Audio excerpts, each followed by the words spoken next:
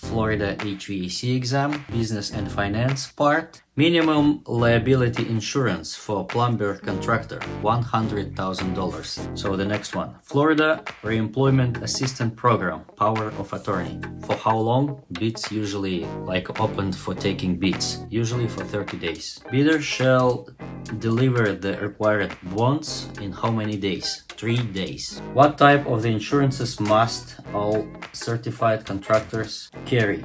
Public liability and property damage in the amounts as set by the board.